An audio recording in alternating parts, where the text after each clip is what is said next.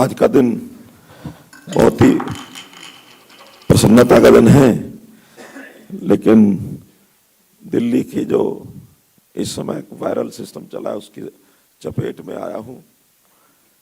आवाज भले भारी है, लेकिन प्रसन्नता के साथ आपके साथ करूंगा मैं बात। आज हमारे बीच में दिल्ली के हमारे honourable lieutenant governor Shri Taranjit Singh ji Sandhu, Delhi की हमारी मुख्यमंत्री आदरणीय बहन रेखा गुप्ता जी, दिल्ली के हमारे ऑनरेबल मिनिस्टर श्री आशीष सूद जी, दिल्ली सरकार के मुख्य सचिव श्री राजीव वर्मा जी, हमारे इस विभाग की जो कैपिटल डिवीजन डिपार्टमेंट है इसकी सचिव बहन डी तारा जी, vice chairman DDA Shri Shravan Kumar ji, उपस्थित सभी सज्जन वृंद, पत्रकार साथियों, आज का जैसे अवसर मैंने बताया कि ऐतिहासिक अवसर है। दिल्ली का इतिहास हमको सबको मालूम है कि बहुत एक ऐतिहासिक शहर रहा है। आज का नहीं, 736 ईस्वी में इसको बसाया गया था। उस समय इसका नाम इंद्रप्रस्थ था। आगे चल करके बहुत से काल ऐसे आया कि दिल्ली का महत्व बढ़ता चला गया और 1911 ऐसा समय आया जब इसको देश की राजधानी इस रूप में कलकत्ता के बाद दिल्ली राजधानी होगी इसको घोषित किया। 1931 में राजधानी बन गई। 1947 में देश आज़ाद हुआ।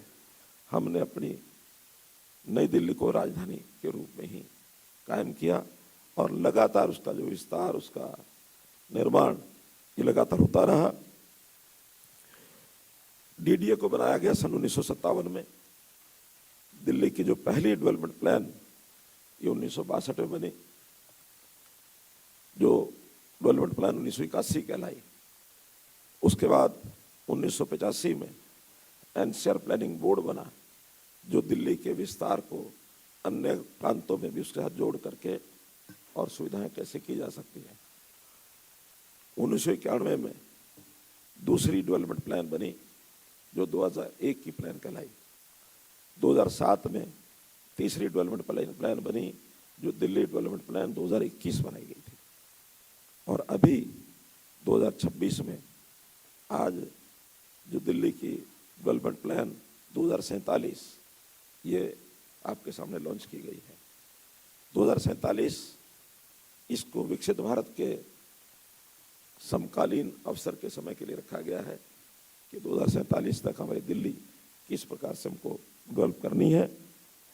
इस समय में लगातार इसकी आबादी भी बढ़ती रही। 1991 में 94 लाख इसकी आबादी थी। 2001 में 1 करोड़ 38 लाख थी। 2021 में 2 करोड़ 12 लाख थी। आज 2 करोड़ 40 लाख इसकी आबादी आंकी जा रही है और 2047 तक 3 करोड़ 20 लाख आबादी ये दिल्ली की हो जाएगी। क्षेत्रफल निश्चित है 1483 स्क्वायर किलोमीटर। ये बढ़ा नहीं है, लेकिन लगातार आबादी बढ़ने के कारण से दिल्ली पर एक दबाव ये भी बढ़ता है और एक प्लान्ड वे में दिल्ली को कैसे विकसित किया जाए इसके हम आगे बढ़ रहे हैं।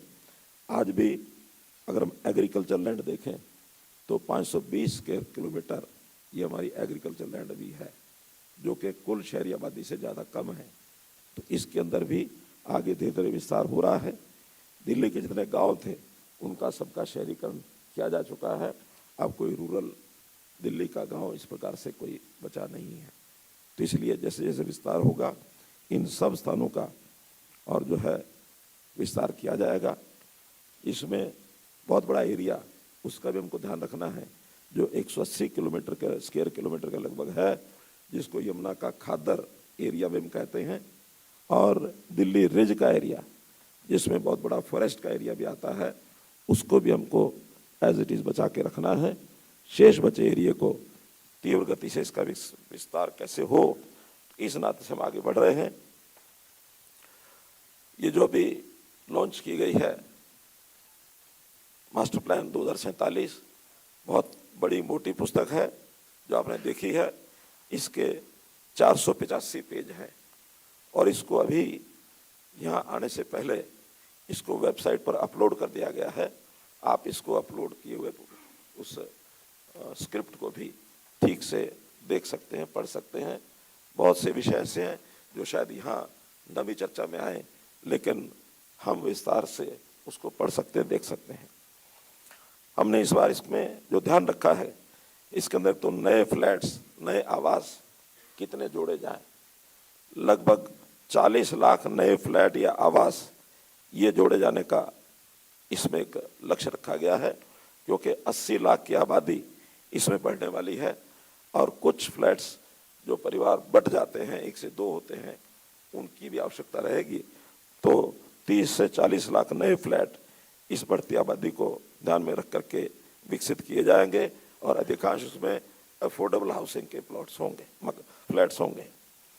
पब्लिक ट्रांसपोर्ट कॉरिडोर, इसका भी ध्यान रखा गया है कि जितना भी ट्रांसपोर्ट है, चाहे मेट्रो हो अथवा बस सर्विस हो, आरआरटीएस हो, रैपिड रेल ट्रांसपोर्ट सर्विस, अथवा अन्य ट्रांसपोर्ट के जो मोड हैं, जो छोटे मोड होते हैं, उनका भी ध्यान रख करके और इसमें इसको विकसित किया जाएगा।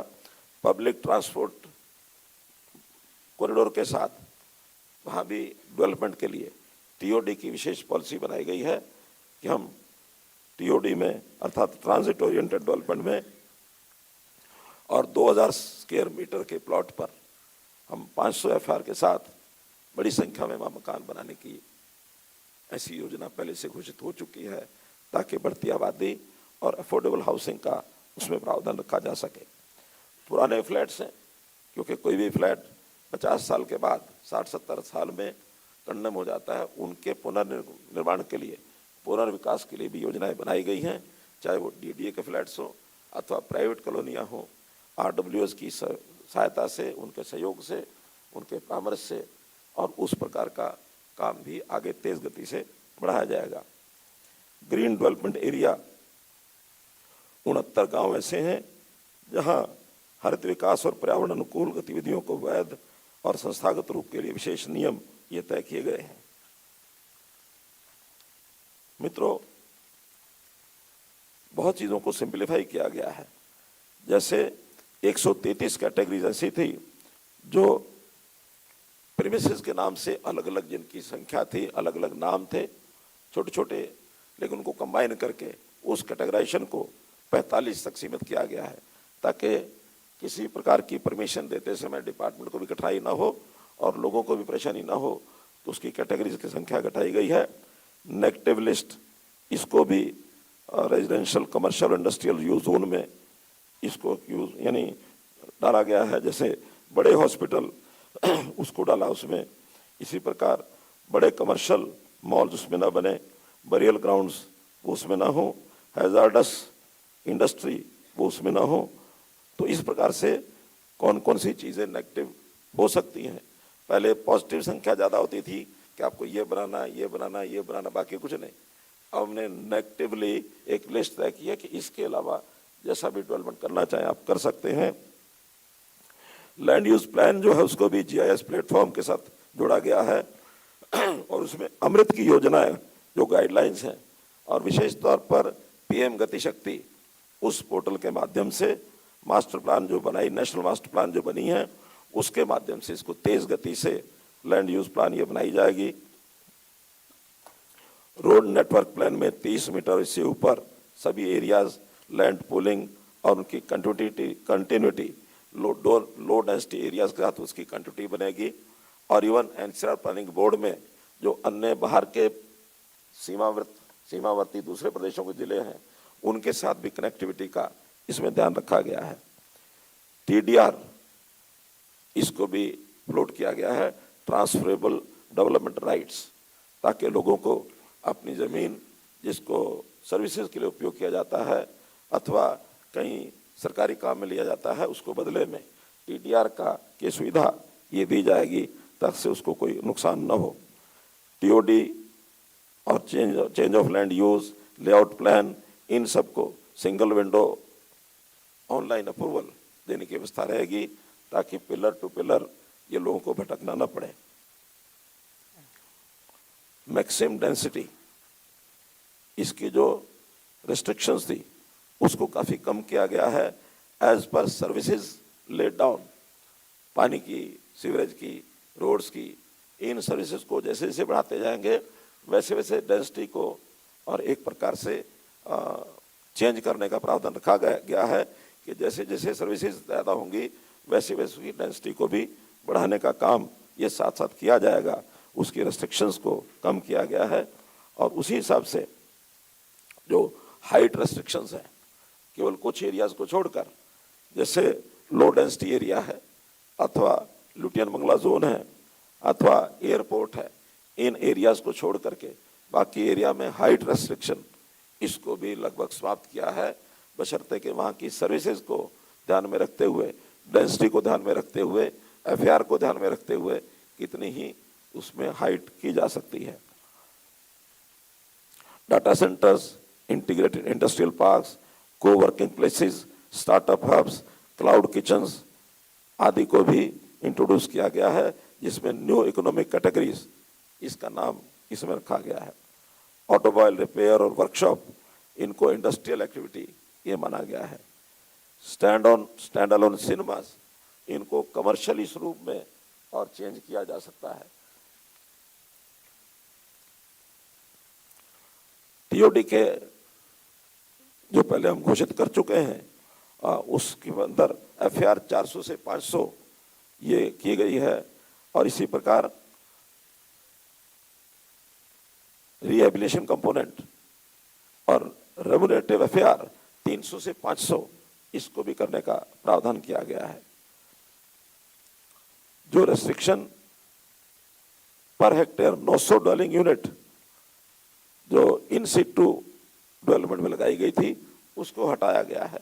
वहाँ भी सर्विसेज के आधार पर ज़्यादा 900 से ज़्यादा जो ड्वेलिंग यूनिट्स हैं उसको बनाया जा सकता है।